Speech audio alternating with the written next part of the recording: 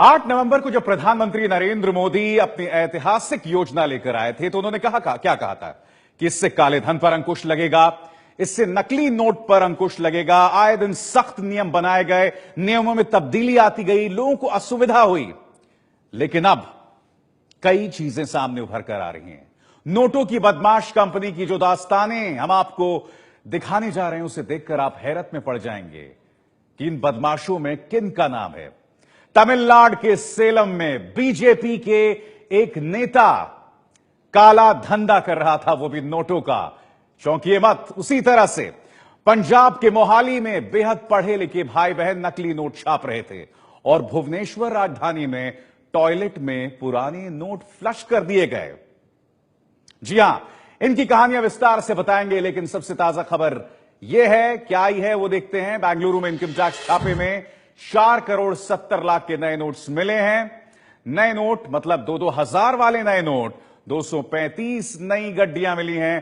कर्नाटक के हाईवे विभाग के चीफ प्रोटेक्ट ऑफिसर और 3 कॉन्ट्रैक्टर्स के ठिकानों से इनकम टैक्स ने इतनी बड़ी रकम बरामद की है। सवाल यह उठता है कि जब बैंकों में नए नोटों की इतनी बड़ी किल्लत है तो कैसे इस तरह की बरामदगी हो रही है। और जनता परेशान हो रही है लाइनों में लगकर। तो बीजेपी का नेता जेवीआर अरुण कुमार तो नोटबंदी का सबसे बड़ा समर्थक था। प्रधानमंत्री के समर्थन में उन्होंने कसीदे पढ़ दिए थे।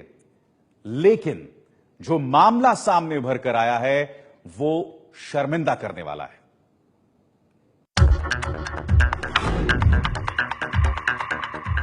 पुलिस के कब्जे में जो नोट आप देख रहे हैं वो देश का सबसे कीमती नोट है। 500 और 1000 के नोट बंद करने के बाद 2000 के नोट लॉन्च हुए थे। ब्लैक मनी को खत्म करने के लिए पिंक मनी देश में शुरू हुआ था। नोट अभी इतने पुराने भी नहीं हुए कि उन पर सिल्वट पड़े। ये नोट कितने हैं, कैसे पुलिस के हाथ में पहुँचे, इसकी कहानी जानने के लिए जरा धैर्य रखिए, क्योंकि इन सबसे ज्यादा जरूरी ये जानना है कि इन नोटों का मालिक कौन था और उसका नोटबंदी के पीएम मोदी के अभियान से कनेक्शन क्या है। नोटों के इस मालिक का नाम है जेवीआर अरुण। तमिलनाडु के सलेम में बीजेपी के किसी छात्र संगठन का नेता है अरुण। तमिलनाडु में जितने बीजेपी के वोट नहीं होंगे उससे ज्यादा नोटों का मालिक है जेवीआर अरुण। 8 नवंबर को 500, 1000 के नोट बंद होने के बाद जब जनता नोट के लिए लाइन लगा रही थी तो जेवीआर अरुण ने नोटबंदी के समर्थन का ऐलान डंके की चोट पर अपने फेसबुक वॉल पर किया था। देश के विकास के लिए मैं 36 घंटे तक लाइन में लगने को तैयार हूँ। सिर्फ और सिर्फ मोदी ही ऐसा फैसला करा सकते थे। मोदी ने नेताओं की रातों की नींद उड़ा दी है। घर में छापा मारने के बाद इनकम टैक्स टीम ने जिस कमरे में उससे पूछताछ की, उस कमरे के अंदर अरुण ने पीएम मोदी की फोटो और बाहर दीनदयाल उपाध्याय की फोटो लगाई हुई थी। सुनिए जरा, बीजेपी के इस नौजवान नेता के पास से कितने नोट बरामद हुए और उसकी वैल्यू कितनी होगी। अरुण के पास से मिले 2-2 हजार के 926 नोट, जिनकी कीमत होती है 18,52,000 रूपए। 1530 नोट 100 के मिले, जिसकी कीमत होती है 1,53,000 रूपए। 1000 नोट मिले 50 रूपए के, जिसकी कीमत होती है 50,000। मतलब काले धन का प्रचंड विरोधी और नोटबंदी का प्रचंड समर्थक बीजेपी का ये नेता 20,55,000 के साथ पकड़ा गया। तमिलनाडु पुलिस ने अरुण को जवाब देने के लिए वक्त भी दिया कि अगर वो चाहे तो इन नोटों का हिसाब देकर जवाब दे सकते हैं, लेकिन अरुण के पास इसका कोई जवाब नहीं था। 500 और 1000 के नोट बंद होने के बाद लोग पाई के लिए लाइन में लगे हैं, लेकिन तमिलनाडु के सेलम का बीजेपी नेता जेवीआर अरुण देश का सबसे कीमती नोटों का जखीरा लेकर घूम रहा था। तमिलनाडु पुलिस ने सड़क पर गाड़ियों की तलाश करते हुए अरुण के पास नोटों का जखीरा बरामद किया है। जेवीआर अरुण खुद तो फंसा ही है, अब फंसेंगे उसे नोट देने वाले।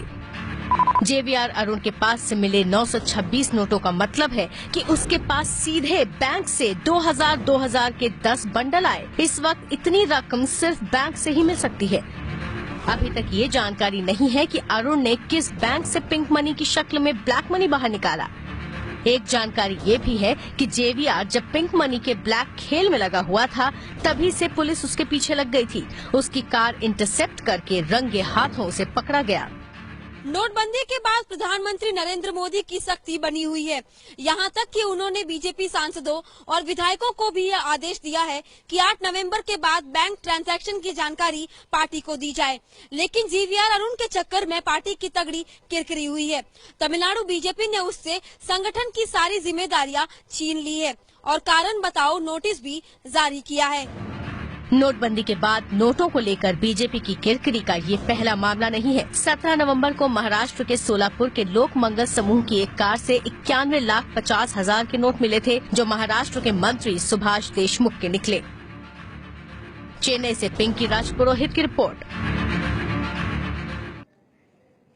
3 मकसद थे ना नोटबंदी के: काला धन पर अंकुश, आतंकवाद पर अंकुश और तीसरा नकली नोटों पर अंकुश।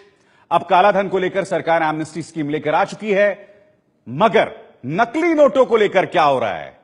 मोहाली से जो दास्तान हम आपको दिखाने वाले हैं, उसे देखने के बाद ये जो तीसरी कड़ी है इस नोटबंदी की, वो भी बिखरती नजर आएगी आपको।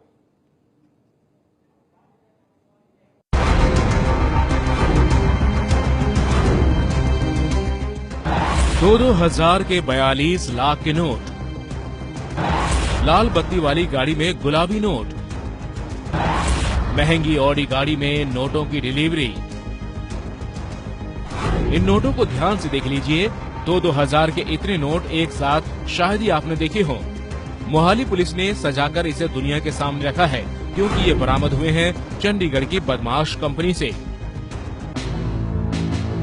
अब आपको इन नोटों की सच्चाई के बारे में बता देते हैं। 2000 के जिन नोटों को आप देख रहे हैं वो असली नहीं है, बल्कि नकली हैं।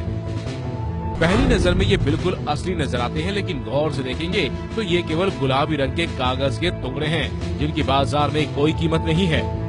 पुलिस की गिरफ्त में बदमाश कंपनी का ये वही मास्टरमाइंड अभिनव वर्मा है, जो 2 करोड़ के जाली नोट बाजार में खपा चुका है। 21 साल का अभिनव इंजीनियरिंग की पढ़ाई कर रहा है। जाली नोटों के कारोबार को अपनी बहन विशाखा के साथ मिलकर ये अंजाम दे रहा था। पुलिस ने बिचौलिए सुमन वर्मा को भी गिरफ्तार किया। इन्हों ने पिछले दिनी ਜਿਹੜੀ ਇਹ ਜਾਲੀ ਕਰੰਸੀ ਜਿਹੜੀ ਬਣਾਉਣੀ ਸ਼ੁਰੂ ਕੀਤੀ, ਛਾਪੀ ਇਹਨਾਂ ਨੇ, ਔਰ ਇਹਦੇ ਵਿੱਚ 42 ਲੱਖ ਰੁਪਇਆ ਮੌਕੇ ਤੋਂ ਸਾਨੂੰ ਜਿਹੜਾ ਇਹਨਾਂ ਤੋਂ ਮਿਲਿਆ, ਔਰ ਇੱਕ ਇਹ ਗੱਡੀ ਮਿਲੀ ਆ ਜਿਹਤੇ ਲਾਲ ਰੰਗ ਦੀ ਬੱਤੀ ਲੱਗੀ ਸੀ। ਫਿਰ ਇਹਦੇ ਕੋਲੋਂ ਸਾਨੂੰ ਦੂਸਰਾ ਹੁਣ ਇਹਨਾਂ ਦਾ ਰਿਮਾਂਡ ਲੈ ਲਿਆ। ਰਿਮਾਂਡ ਦੌਰਾਨ ਸਾਨੂੰ ਪਤਾ ਲੱਗੂਗਾ ਕਿ ਇਹਨਾਂ ਨੇ ਅੱਗੇ ਕਿੱਥੋਂ ਛਾਪੀ ਆ, ਕਿਹਦੇ ਥਰੂ ਔਰ ਕੌਣ ਇਹਨਾਂ ਦੇ ਮਗਰ ਹੋਰ ਆ, ਕਿੰਨੇ ਬੰਦੇ ਆ। ਰਿਮਾਂਡ ਦੌਰਾਨ ਸਾਰਾ ਅਸੀਂ ਖਬਰ ਕਰਾਂਗੇ। अभिनव जाली नोटों के जरिए कई लोगों को चूना लगा चुका है। नोटबंदी से कालेधन वाले घबराए हुए हैं। इसी घबराहट का फायदा इस बदमाश कंपनी ने उठाया। ये 30% कमीशन पर ब्लैक मनी को व्हाइट करते थे, बदले में थमा देते थे 2,000 के जाली नोट।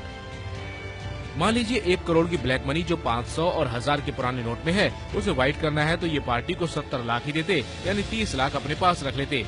लेकिन ये पार्टी से 1 करोड़ के असली नोट तो लेते थे, उसके बदले में 70 लाख के नकली नोट पकड़ाते थे। अब आप सोच रहे होंगे कि ये जाली नोट लाते कहां से थे। इसका जवाब ये है कि बदमाश कंपनी ही जाली नोट छापती थी। इसके लिए प्रिंटर, स्कैनर और कंप्यूटर का इस्तेमाल करते। ये स्कैनर के जरिए 2000 के नोटों की कॉपी बनाते थे। इसके बाद इन जाली नोटों की ये गड्डी बनाते, जिसके ऊपर और नीचे असली नोट लगा देते थे। फिर इस गड्डी को ये पार्टी को दे देते। पार्टी जल्दबाजी में रुपयों को चेक नहीं करती और इनके बारे न्यारे हो जाते।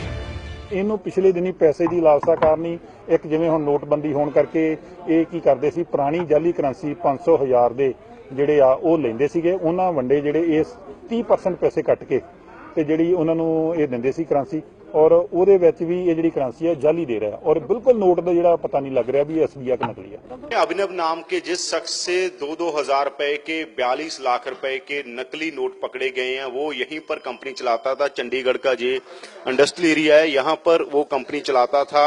ये ऑफिस में कोई बात करने के लिए तैयार नहीं है। इनसे हमने बात करने की कोशिश की कि अभिनव कहाँ, अभिनव के साथी जो लोग आए हैं या नहीं आए हैं, यहाँ पर कोई भी बात करने को तैयार नहीं है।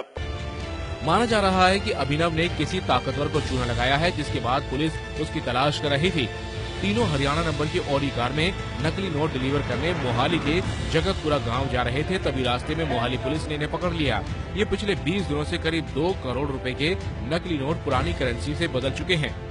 अभिनव अच्छे परिवार से आता है। उसकी माँ सेना में अफसर है और पिता भी सरकारी अफसर थे। बहन विशाखा भी काफी पढ़ी लिखी है। पुलिस के मुताबिक अभिनव पीएम मोदी के मेक इन इंडिया अभियान से भी जुड़ा रहा है।